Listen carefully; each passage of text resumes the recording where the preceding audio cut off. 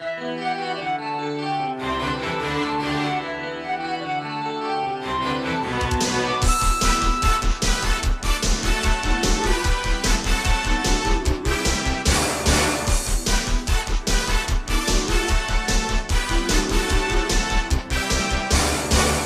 时候我就向往舞台，希望我能够站在上面，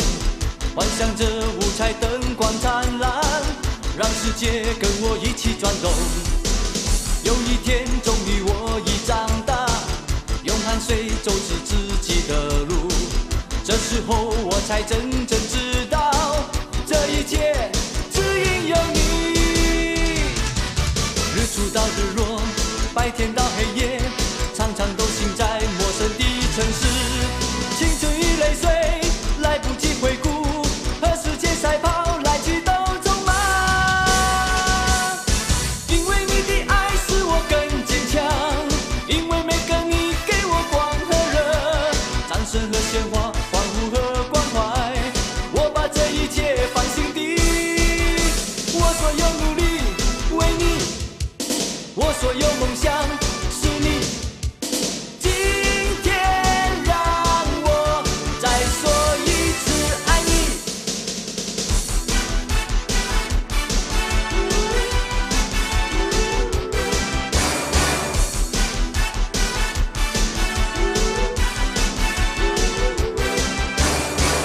有一天终于我已长大，用汗水走直自己的路，这时候我才真正知道，这一切只因有你。日出到日落，白天到黑夜，常常都行在陌生的城市，青春与泪水来不及回顾，和时间赛跑，来去都匆忙。因为你的爱使我更坚强，因为每个你给我光和热，掌声和鲜花，欢呼和关怀，我把这一切放心底。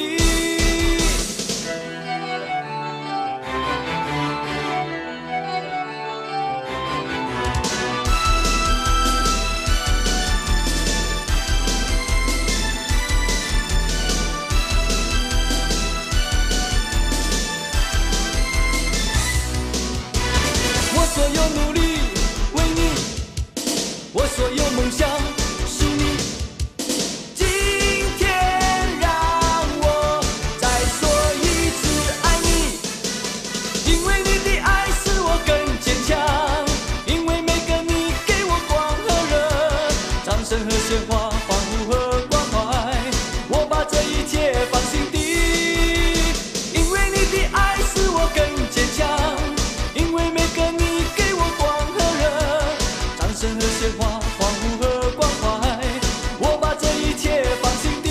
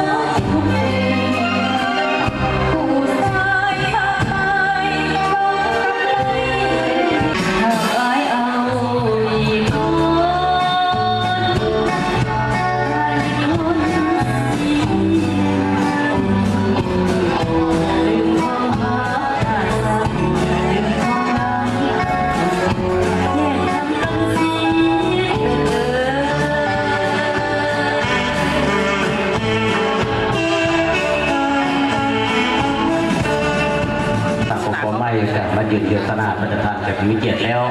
ใจแท้อยากจะขอเสียงตบมือดังๆ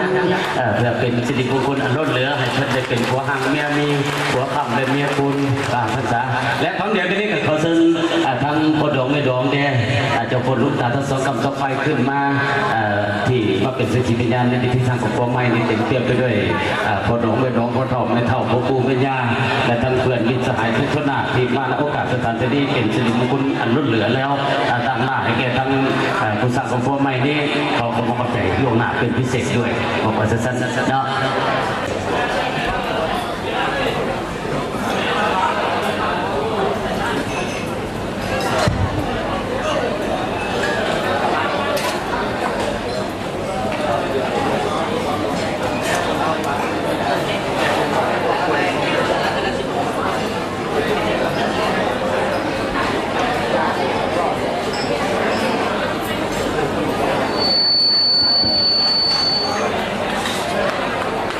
เรียนทางผู้มีเกียรติ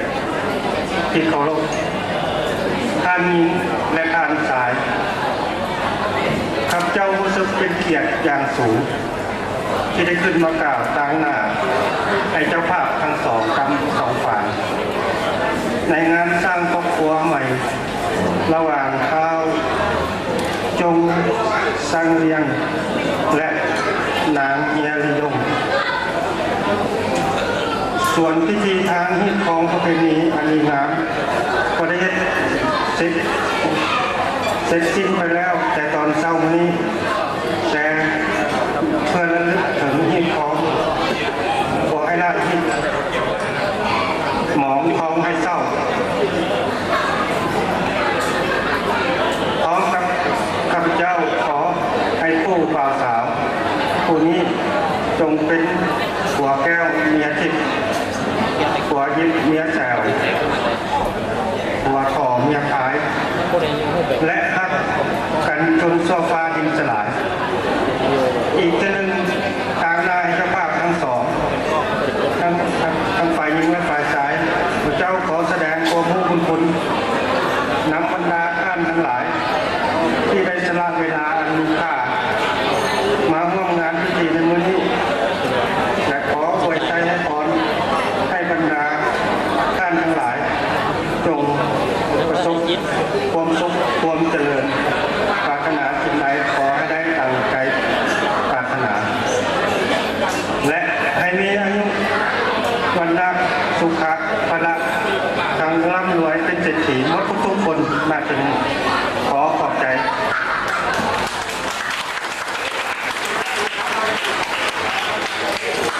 ขอเชิญบรรดาท่านและแขกผู้มีเกียรติที่มาร่วมในงานนี้จงยกเจ้าเพื่อเป็นสักขีพยานแก่ผู้สมรสใหม่ของพวกเราด้วยเชิญ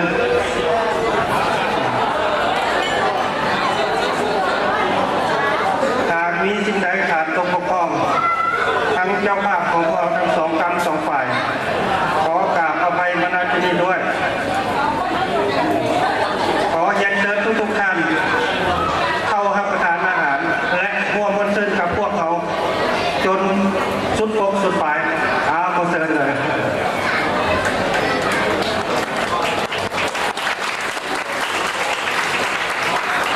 ท่านเป็นท่านคำพันธ์ศรีหราชก็ได้กล่าวเปิดพื้นที่ไปแล้วแต่ในโอกาสนั้นเราจากที่ไปจะขอให้ทางพี่น้องเขาได้ประทานแก่ผู้เกียรติทุกภาคส่วนเข้าร่วมรับประทานอาหารแล้วก็ฟังเสียงจากภาคส่วนเศรษฐกิจของห้องอีกต่อม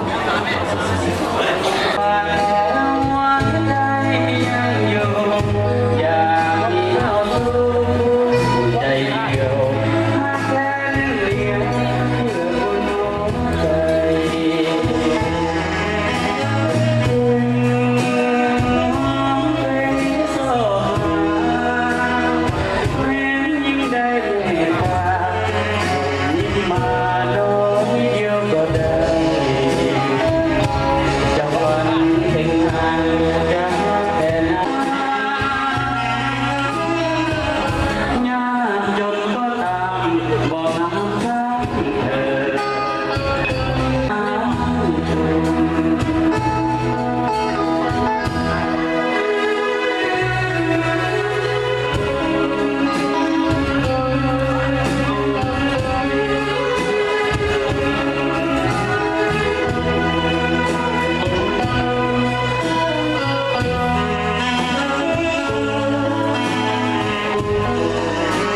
เกียรติครับประทานอาหารสำเร็จเสร็จสิ้นแล้ว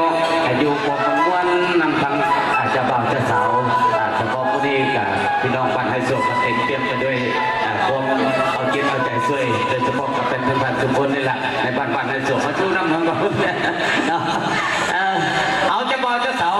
ก่อนจะเข้าพรรษาปีนี้เบิ่งฟุตบอลโลกนี่3-4 ทีมโมหิวโมได้หิวนอนย้อนเนาะขอให้เจ้าบ่าวมอบของขวัญให้เจ้าสาว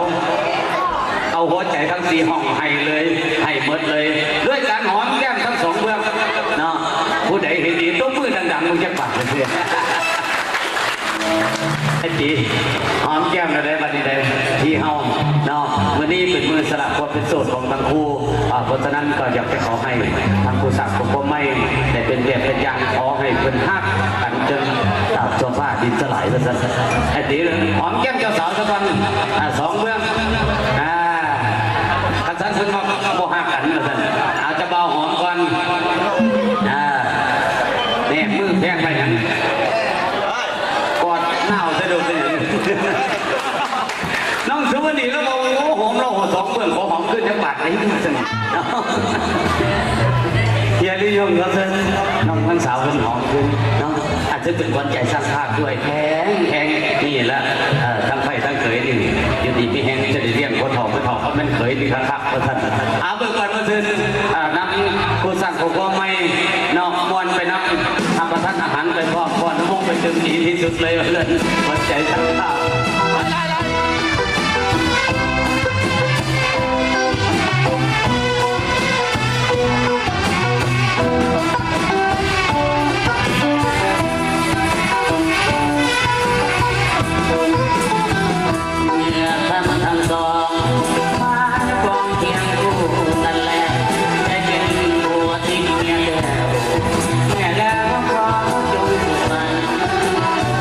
หวังมอตี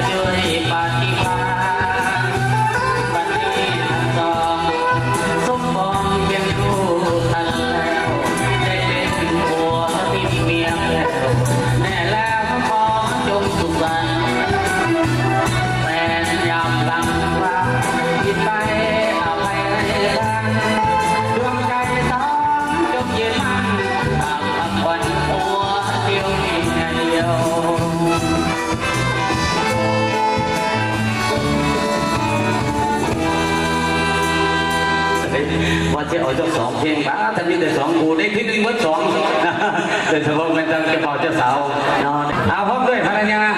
เส้นทันคำพันธ์และพ่อดงไม่ดองเขาแน่กับพ่อหลวงตามีแถลงเป็นมาให้เรียกมาท่านเอาใจลูกเข้าใจหลานเลยไฟเป็นเขยทั้งเทือนนี่ไอ้มันมันแล้วก็เชิญฟังคำด้วย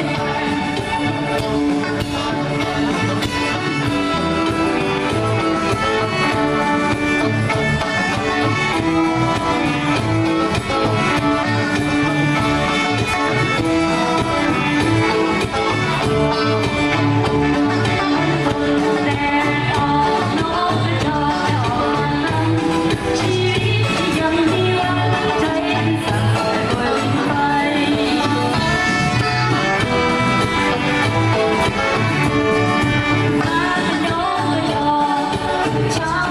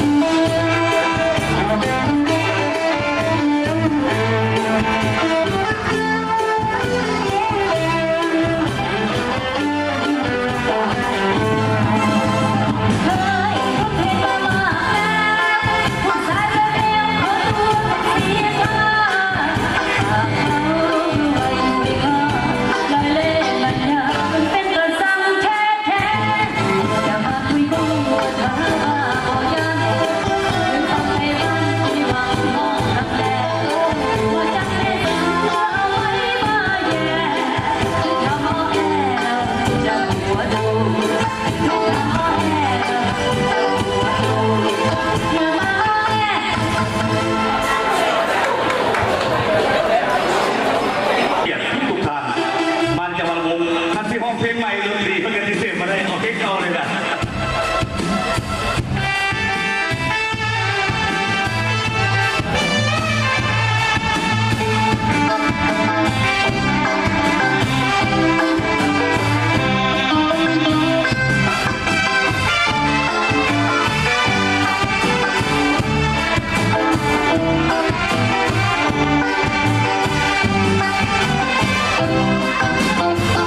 สาวดีน้องสาวเดินเข้ามาขอพักจากสวรรค์ลงมาแต่ตะวันผ่านแต่ตะวันผ่านมาให้พลังเจอน้องสาวเข้ามาเจอน้องสาวเข้ามาลุงอย่าได้ละอายลุงอย่าได้ละอายอย่าให้อายพัดผ่อนเพื่อให้ซื้อรู้รา งามออกมาต้อนรับรามทั้งงามนานาจากหัวมาลำโพงผมบ่มีแม่เจ้าโขที่ไม่มองเข้าหัวอยู่กันตัวดวงหรือพายเจอน้องสาวเข้ามาเจอน้องสาวเข้ามาอย่าได้ละอายต้องอย่าได้ละอายอย่าให้อายพัดไปเพื่อให้ซื้อรู้รา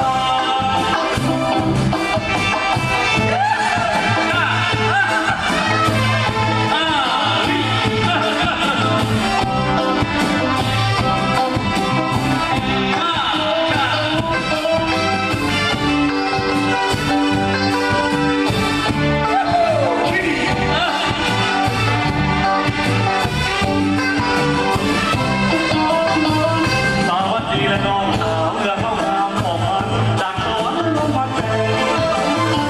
สงตะวันผ่านแสงตะวันผ่าน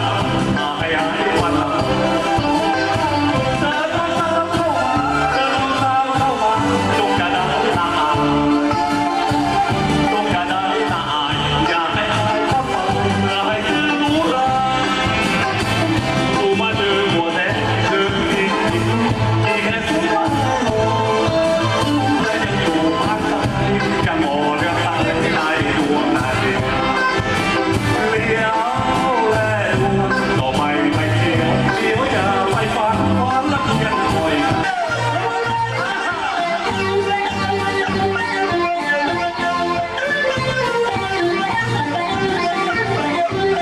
ความรักกันแลตั้งมีความสำคัญซึ่งหนักหนาเมื่อเวลาใจกัน ความรักเขาสัญญากันนะมีการสัญญาโบลืมผ่านนั้นเป็นงานโบลืมตาลืมเป็นเพียงได้โดย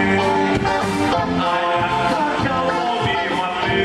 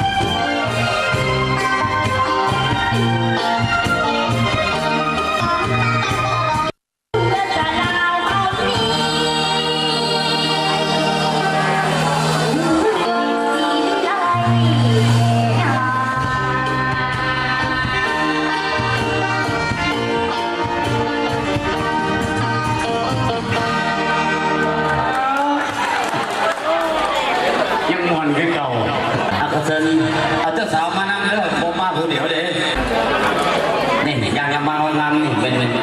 ขวัญใจสร้างภาพทั้งมวลเนาะเป็นหัวเกี่ยวเม็ดเป็นหัวหังเมียมีหัวขับทั้งคนมวลกับเจ้าบ่าวเจ้าสาวในจังหวะนี้ด้วยสงสัยจะเป็นเจ้าบ่าวหักแพงอยู่